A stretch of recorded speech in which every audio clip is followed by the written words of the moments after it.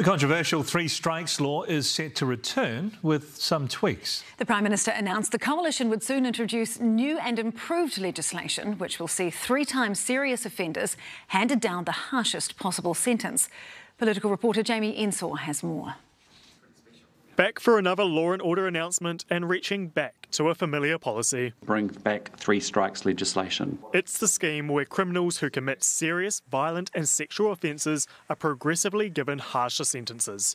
On the 3rd strike, they get the maximum penalty, unless a judge thinks that would be manifestly unjust. We are putting victims and public safety back at the centre of the justice system and ensuring that there are appropriate consequences for offending. Introduced in 2010 under the previous national government, 3 strikes was intended to deter criminals from offending. However, after Labour came to power, it got rid of it, saying there was little evidence to support it. As the Labour government worked on that repeal, the Ministry of Justice advised that evidence showed 3 strikes had little impact on deterring offending and reducing serious crime rates.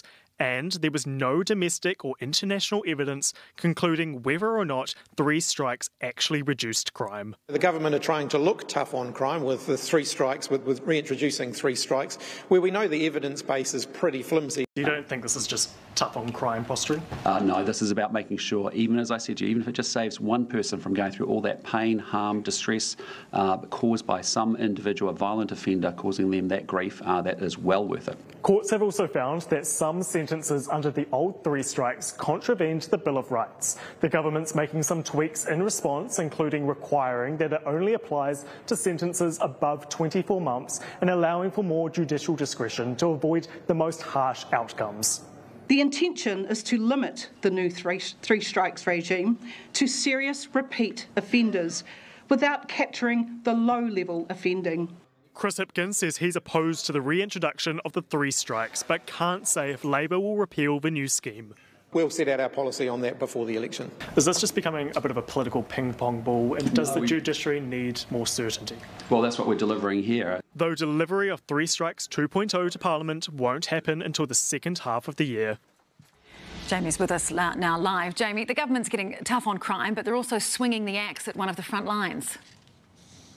Yeah, more than 100 roles are expected to be cut across the Department of Internal Affairs and Customs. This is in response to the government asking agencies to find 6.5% of savings from their baselines. At the Department of Internal Affairs, 78 roles are expected to be disestablished, with 19 new positions created. Public Service Association put out a statement today saying that some of those people expected to be cut come from the Digital Safety Group, which deals with things like child exploitation and violent extremism. Over at Customs, 78 roles are also expected to go there. It's said that some of those people will come from the border operations teams. However, that Customs denies that will have any impact on their ability to deliver frontline services. Prime Minister Christopher Luxon said that these are ultimately decisions for the agencies, but he believes you can get better outcomes with the same amount of money or even less if the departments are better organised and more efficient. However, Labour leader Chris Hipkins said that it's ironic that on the same day the government's trying to look tough on crime with its 3 strikes announcement, it's making cuts to agencies that stop criminals. Today, Christopher Luxon's national government hang out a great big open for business sign to money launderers, to those who are involved in organised crime, those who would seek to bring drugs and illegal tobacco into New Zealand. This is the latest public service job cut announcement. The Ministry of Education and Oranga Tamariki last week announced more than 1,000 roles will go from those 2 agencies. Jamie, thank you for the update.